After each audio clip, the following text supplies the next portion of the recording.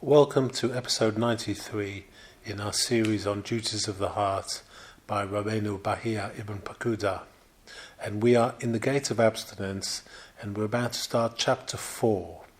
And this is a very strange chapter, but very beautiful and a microcosm of aspects of this book. This particular chapter describes it describes the abstinent individual, a pious abstinent individual, his character traits. And this particular description, this chapter describes a person and all the various aspects of one's character that all of us can aspire to. It's beautifully written, and it gives us an idea of the kind of perfect individual, how he or she would be. And it almost reminds me, even though Rambam lived a little bit later in the timeline, this reminds me how I imagine the kind of ideal Maimonidean man or woman. And I'm going to read it. And why exactly is it in the middle of this gate of abstinence? Well, I guess if you can think of it as follows: when you abstain from anything, you bring discipline into your life and your being, and the purpose of discipline, if you analyze it, is to refine yourself. It's to take measure of yourself.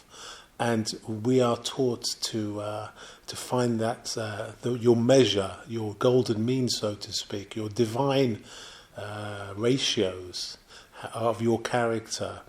And here it beautifully describes it. So I'm going to read it for you right now. So Rabbi Bahya begins, chapter 4, the gate of abstinence. The conditions of special abstinence, as one of the pious has put it, are as follows. The abstinent individual is of cheerful countenance and troubled heart. He is exceedingly magnanimous, and his soul is most humble. He neither bears a grudge, nor covets, nor slanders, nor gossips about anyone. He abhors prominence and hates lordship. He is composed of mind, remembers and expresses gratitude. He is most diffident and of little harm. If he laughs, it is not to excess. If he is angry, it is not enraged. His laughter is only a smile. When he asks a question, his purpose is to learn. His knowledge is vast, but his humility great. His resolution is firm, but he is not hasty or foolish in his actions. He argues courteously and responds respectfully. When angered, he is just, and when entreated, he is responsive. His friendship is genuine, his attachment strong, his pledge steadfast. He accepts the Creator's judgment. He rules over his passion. He does not speak harshly of one who does him an injury. He does not occupy himself with what is not useful. He does not rejoice at the calamity of another and speaks no evil of anyone. He does not impose upon others, but is of great help to them.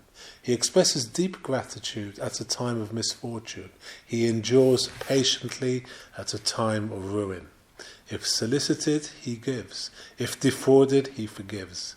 Though he is refused, he is generous. Though he is shunned, he remains affable. He is softer than butter, sweeter than honey.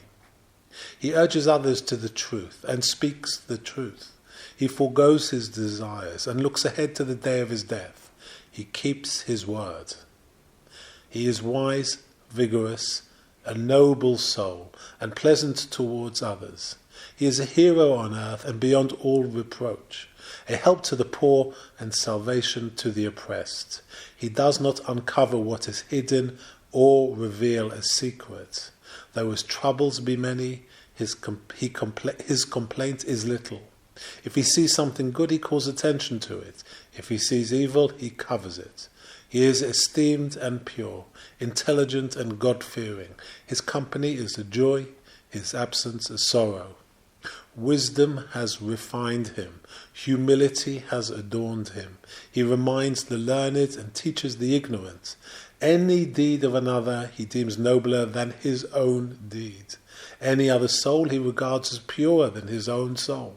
He knows his own faults and is mindful of his sins. He loves God and strives to do his will.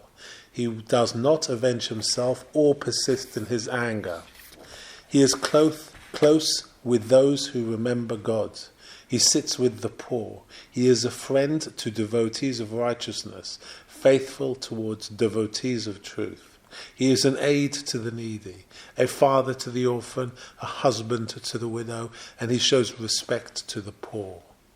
A further condition of special abstinence is the assumption of all the duties of the heart mentioned previously in this book.